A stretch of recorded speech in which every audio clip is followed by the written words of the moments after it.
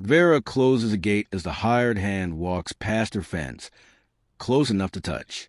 She recognizes him immediately.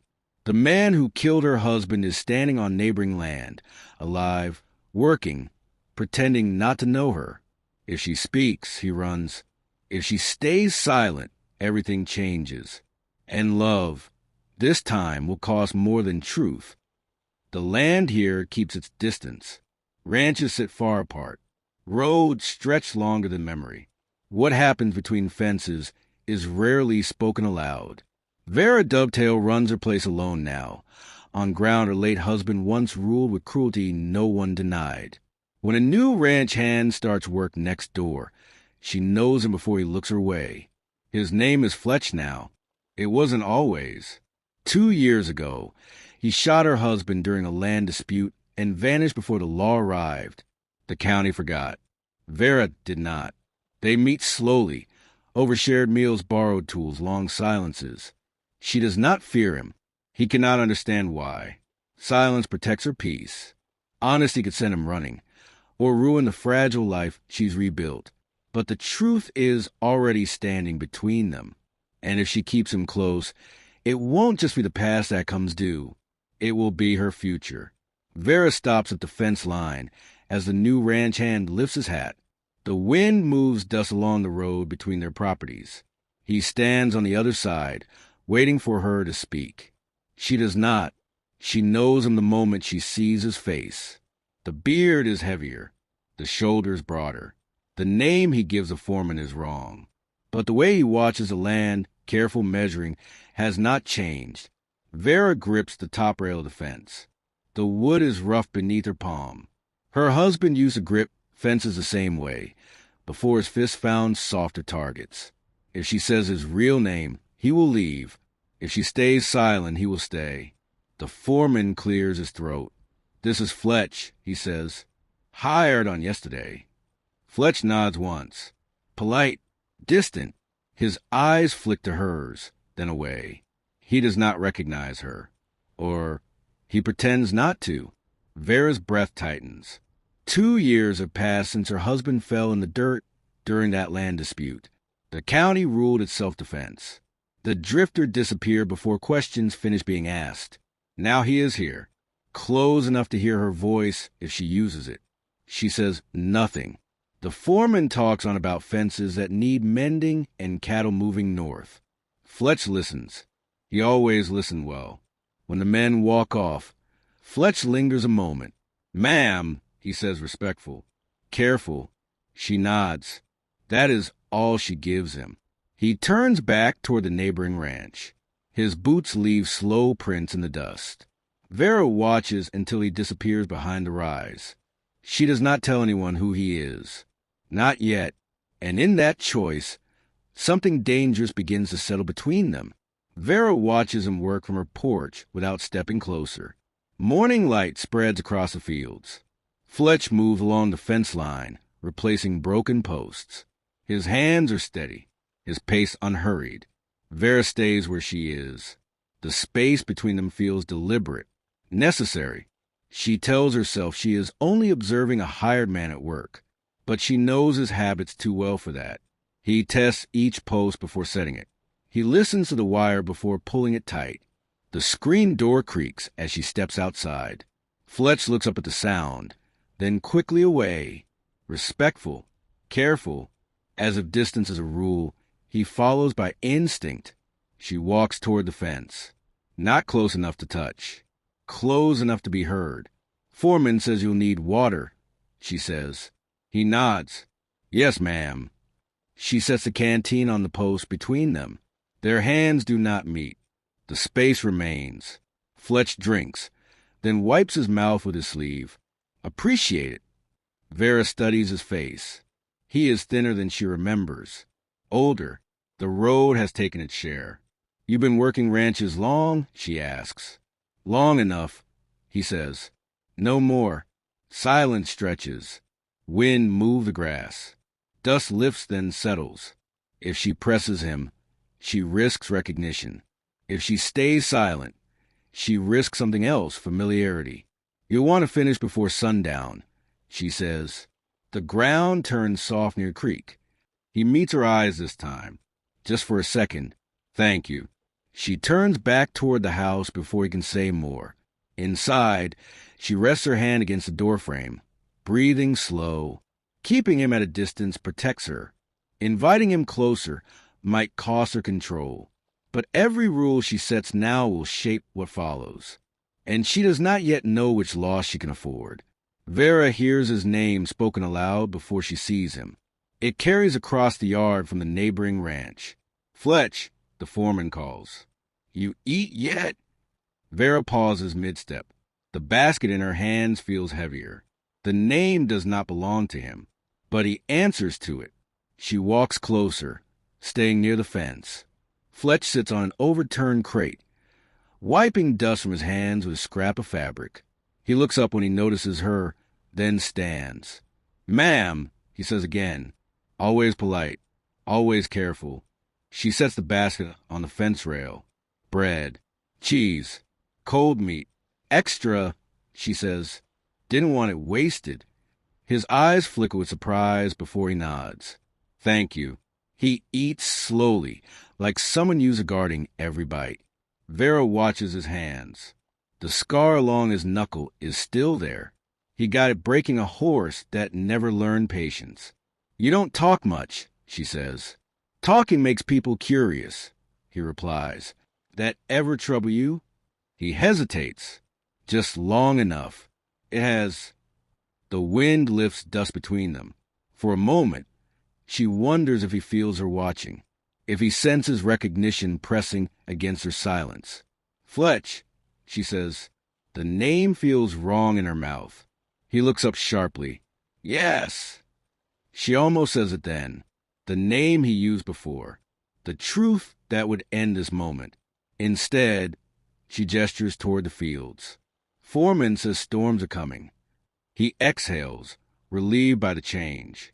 Then I'll finish before dark. As he gathers his things, Vera realizes something unsettling. He has chosen this new name carefully.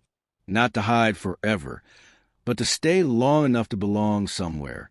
And she is the only one who knows what it costs him. If she speaks, she takes that away. If she stays silent, she becomes part of the lie. She watches him walk off, the wrong name following him across the land, and silence grows heavier than truth ever was. Vera steps into the field when the cattle begin to scatter. A gate hangs loose near the creek. Wind presses through the grass. The herd shifts, restless, sensing space where there should be order. Fletch is already moving. He runs toward the break, boots striking earth hard and fast. Vera grabs her hat and follows, skirts gathering dust. They work without speaking. He circles wide, guiding the cattle back. She closes the gate, muscles burning as she drags into place. A post gives way. Fletch braces it with his shoulder. Hold, he says. She does. Wood bites into her palms. Their breaths match for a moment, short, controlled, close. When the wire is secured, he steps back quickly, too quickly. Thank you, she says. He nods. Part of the job. They walk the fence line together, checking for more damage. This closeness feels different. Earned. Necessary. You handle yourself well, he says, not looking at her. I had to, she replies. He stops at that, turns to face her. People don't always have a choice. Vera meets his gaze. Sometimes they do. They just don't like the cost. Something tightens in his jaw. He looks past her, toward the road that cuts through the land, the one that leads away. Footsteps sound behind them. The foreman approaches, eyes moving between the two of them. Town's talking, he says, about that drifter working so close to you. Vera feels the land settle again. Fences hold, cattle calm, but attention has found them. And attention, she knows, never comes without consequence. Vera pauses at the table when she realizes there is an extra plate. The foreman has already left. Evening settles into the house, lamplight soft against the walls. The door stands open, letting in the smell of dust and cooling earth. Fletch waits just inside the threshold, hat in hand, careful not to step too far. You said there was food, he says. Not a question. There is, she replies. He takes the chair farthest from her. They eat without speaking. Utensils scrape wood. Bread breaks clean. Vera watches him between bites. The way he keeps his shoulders tight. The way he listens for sounds beyond the door. Town's been busy, she says. He nods once. I heard. They talk about men they don't know. He looks up at that. Just briefly. Sometimes they're right to... Silence returns. This one is heavier. Closer. She wants to ask him where he came from before this job. Why he chose this place. Whether he plans to stay. Each question presses at her chest. Each answer would pull him closer, or send him running. Instead, she reaches for the coffee pot and pours. The smell fills the room. Storm's coming, she says again. He stands. Too soon. I'll get back before it breaks. At the door, he hesitates. Thank you. For the meal. She nods. That is all. After he leaves, Vera clears the unused plate. She sets it back on the shelf, untouched. There are questions she could ask that would change everything. There are truths she could speak that would end this quiet balance. For now, she chooses neither. And the distance between them tightens, not from absence, but from restraint. Vera speaks his old name before she can stop herself.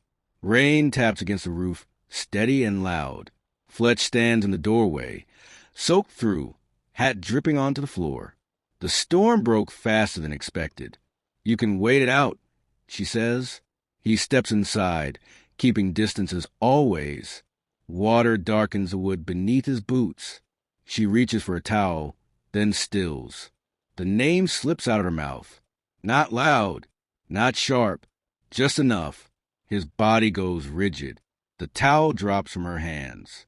For a moment, neither of them moves. The rain fills the silence.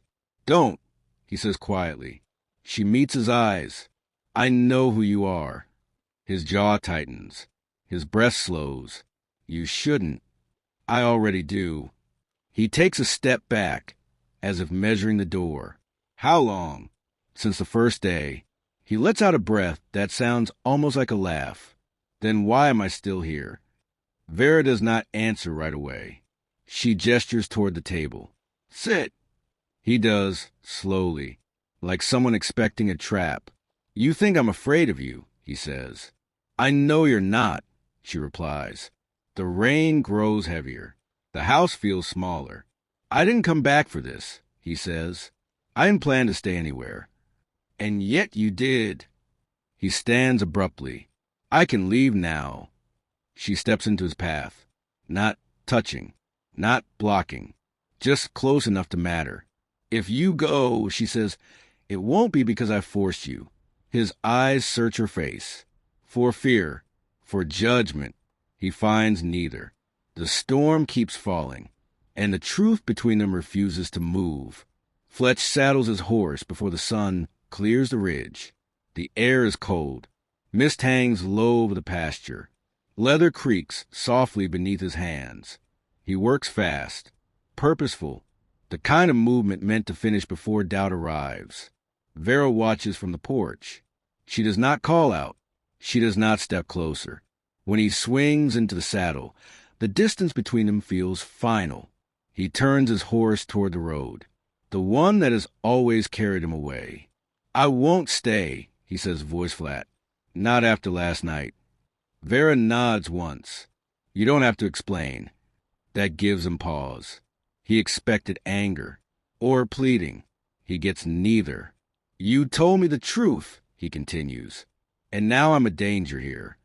You were a danger before, she says quietly. That didn't stop you from working. He looks at her then. Really looks. You don't know what I've done. I know what you stopped, she replies. Silence stretches between them. Wind moves the grass around the horse's legs. If I stay, he says, people will ask questions. They already are. And if the law comes, then it comes. Fletch exhales slowly. The road waits. It always has. I don't deserve what you're offering, he says. Vera steps off the porch at last. Just one step. I didn't offer forgiveness, she says. I offered choice. He closes his eyes. For a moment, she thinks he will ride. Instead, he turns the horse back toward the fence, dismounts. I'll finish the season, he says. That's all. Vera nods. That is enough for now. But both of them know. Choosing to stay has already changed the cost. Vera hears her name spoken behind her at the dry goods counter. The bell over the door settles. Shelves smell of grain and cloth. Conversation pauses, just long enough to be felt. Didn't know you hired on help, a woman says. Her eyes flick toward the window, toward the street. Vera finishes measuring flour. I needed the work done. By a drifter? Another voice adds. Quiet. Curious. Vera pays and turns. He's a ranch hand, she says. That's all. Outside, Fletch waits near the hitching rail. Hat low, shoulders drawn in. He sees the way people look at them together. They walk back to the wagon without touching. The distance between them feels practiced now. On the road home, Fletch speaks first. They'll keep talking. I know. You don't have to answer for me. Vera reins in the horse, stops the wagon in the open road. People talk whether I answer or not. He studies her profile. You've already paid enough. She turns to him then. Don't decide that for me. He looks away, the weight of her words settling. Dust drifts around the wheels. A rider passes without slowing. If the law comes asking, he says, You say you don't know me. Vera shakes her head. That would be a lie. And telling the truth would cost you. She meets his eyes. I've been paying costs my whole life. He looks away, the weight of her words settling. They start the wagon again. The town falls behind them, but the looks remain. And with them, the knowledge that whatever they are building cannot stay hidden much longer. Fletch stops her at the gate before she can pass him by. Dusk settles over the fields. Cattle quiet. Wind drops. The day ends the way it always does, slowly. Vera, he says, not loud, not gentle. She turns, waits. I can't stay like this, he continues. Working, eating, pretending. She rests her hand on the gate. The wood is warm from the sun. Then don't pretend. His jaw tightens. You think knowing the truth makes this easier. I think hiding it makes it worse. He steps closer, then stops himself. The space between them feels deliberate again. I see him every time I close my eyes, he says. Your husband, the ground, the sound. Vera's breath catches, but she does not interrupt. This is not a confession meant to be comforted. I did what I had to, he goes on, but that doesn't make it right. You didn't come back to justify it, she says. You came back to survive. He shakes his head. No, I came back because I was tired of running. Silence stretches. Crickets begin their work. If the law comes, he says, I won't hide behind you. I never asked you to. And if staying means destroying what you rebuilt, Vera opens the gate, steps aside. Then you leave, she says, but not because you're afraid to be seen. He searches her face. For judgment, for permission, he finds neither. She walks past him toward the house, leaving the choice where it belongs. Behind her, Fletch remains at the gate, carrying a truth that no longer fits inside him. Vera signs her name as the sheriff watches from across the desk. The office smells of dust and old paper. Light falls hard to the window. The pen scratches louder than it should. She does not look at the sheriff when she finishes. She folds the paper once. Then again. This is about the boundary dispute, he says. His tone is careful. Neutral. Yes. You're sure you don't want counsel? Vera shakes her head. I know the land. He studies her for a moment longer than necessary. You've been seen with that hired hand. Her fingers still. The paper rests between them. He works for the neighboring ranch. She says, "That's all." The sheriff leans back. There are questions. There always are. Outside, footsteps pass the window. Vera does not turn. If someone came forward, he continues, about what happened 2 years ago. She meets his gaze now. Then they should tell the truth. The sheriff watches her closely, measuring what she is willing to risk. When she leaves the office, the air feels heavier. The road home stretches longer than it did before. Fletch is waiting by the fence when she arrives. He sees her face and knows. "They talked to you," he says. "Yes." And they're listening now. He looks toward the horizon, toward the line where the road disappears. "You don't owe me this," he says. Vera rests her hand on the fence. "I didn't come this far to protect myself." Silence settles again, but now it carries weight. She has chosen not just to love him, but to be seen doing it, and that choice cannot be undone. Fletch packs his bedroll, while Vera listens from the darkened doorway. The house is quiet. Lamplight cuts a narrow path across the floor. Leather creaks as he tightens the straps. He does not look up when she steps closer. He already knows she's there. They were asking in town. He says, "Not questions, warnings." Vera leans against the doorframe. "About you? About us." He lifts the bedroll, weighs it in his hands. "I won't stay long enough to ruin this place for you." "You didn't ruin it," she replies. "Not yet." Silence presses in, the kind that asks for honesty.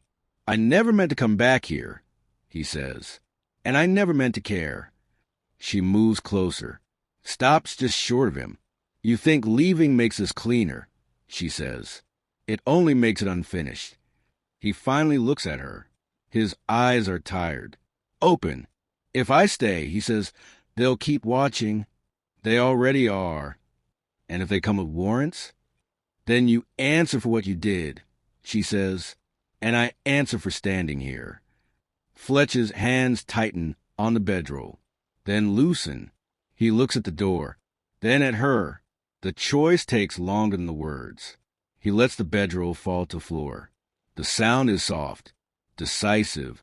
He steps past the bedroll, does not pick it up again. He stays. But both of them understand. Choosing not to leave has narrowed the road ahead. Vera opens the door to find the sheriff standing on her porch. Morning light catches the badge at his chest. Dust clings to his boots. He removes his hat before speaking. "Ma'am." Fletch stops what he's doing in the yard. He does not move closer. He does not move away. The sheriff steps inside only after Vera nods. His eyes take in the room. Too careful. Too thorough. "We're reopening an old matter," he says. "A death during a land dispute." Vera keeps her voice steady. "Then you should." The sheriff looks at Fletch for the first time. "You mind stepping outside?" Fletch meets Vera's eyes. She does not tell him to go. She does not stop him either. Outside, voices stay low. The wind carries fragments, dates, names, places. The past finding its way back. When Fletch returns, his face is set. "They want me to come in," he says. "When?" Vera asks. "Tomorrow." The sheriff waits by the door. "Voluntary," he adds. "For now." After he leaves, the house feels altered, smaller, exposed. Fletch picks up his hat. "I won't run." "I know. And if this ends badly?" Vera steps closer. This was never going to end clean. He nods once. Acceptance, not peace. The law has arrived, and with it, the moment they both knew was coming. Vera walks in the courthouse knowing she will not leave unchanged. The hallway smells of paper and dust. Boot steps echo ahead of her. People glance up, then look away. Fletch waits near the bench, hat in his hands. He does not smile when he sees her. This is not a day for reassurance. The sheriff calls her name. She steps forward. They ask her what she knows about the land dispute. who was there, what her husband was like. Vera answers slowly. Plainly, she does not soften the truth. He struck first. She says, he always did. Murmurs ripple through the room. The judge raises a hand. They ask why she never spoke before, why she stayed silent for 2 years. Vera looks at Fletch once, then back at the bench. Because telling it earlier would not have saved anyone, she says. Telling it now might. Fletch's shoulders tense. He keeps his eyes on the floor. When it is over, they step outside together. The sky feels too wide, the town too close. You didn't have to, he says. Yes, she replies. I did. People will talk. They always have. He stops walking, faces her. You just tied yourself to me, he says. Vera meets his gaze. I chose what was true. The courthouse door is close behind them. The sound echoes longer than expected. She has spoken at last, not for absolution, but because some silences rot what they're meant to protect.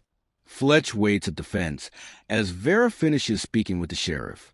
The road is quiet. No riders pass. Dust settles where Boots once stood. The sheriff's horse moves off first, his decision already made, even if the words are not yet spoken. Vera approaches slowly. Her steps are measured. Each one costs something. They won't hang you, she says. They won't call it murder. Fletch exhales, but relief does not follow. And the land? The dispute ends here. He nods once, then asks the harder question. And you? Vera rests her hands on the fence rail. The wood is familiar, steady. They will remember what I said. They'll remember who you said it for. Yes. Silence stretches between them, not strained, just heavy. I don't want you staying out of obligation. Fletch says, or pity. Vera meets his eyes. This isn't that. What is it then? She does not answer immediately. A wagon rattles in the distance. Life continuing without regard. It's what's left, she says. After fear, after lies. Fletch studies her face. You lose standing. I lost it years ago. And if they never forgive you, she shrugs. I'm not asking them to. Fletch looks toward the horizon. The road still waits. It always will. He turns back to her. If I stay, he says, it won't be easy. Vera nods. I know. They stand there, the fence between them. No promises spoken. Only the knowledge that staying now means living with what has been said. And that choice, once made, will follow them longer than silence ever did. Vera opens a gate and waits to see which way Fletch will walk. Morning comes clear and quiet. No riders. No voices. Just land stretching as it always has. Fletch stands on the roadside of the fence. Hat low, hands loose at his sides. The place where leaving has always begun. Vera does not speak. She does not step back either. Fletch looks once toward the road, then toward the house behind her. The choice settles in his shoulders before it reaches his feet. He steps through the gate. They walk the property together, not touching, checking fence posts, counting cattle, doing the work that keeps a place alive. By noon, word has already reached the edges of town. Some neighbors wave. Others do not. No one comes close. At the creek, Fletch stops. This won't ever be simple, he says. I don't want simple, Vera replies. I want honest. He nods. That's what I can give. They sit on the bank, boots in the dirt. The water moves past without pause. You could still send me on, he says. People would understand. Vera watches the current. I've spent my life living by what people understand. And now I live by what lasts. Fletch exhales slowly. The sound carries relief and resolve both. They do not speak of love. They do not promise anything beyond the day ahead. But when they rise together. And when they walk back toward the house, neither looks toward the road again. Some choices don't erase the past. They simply decide what kind of future is worth carrying it into. If you love stories like this, you're welcome here. Subscribe if you want more Western romances. And if this story stayed with you, tell me in the comments. I'll see it. I'm your narrator, Sam. Until the next road.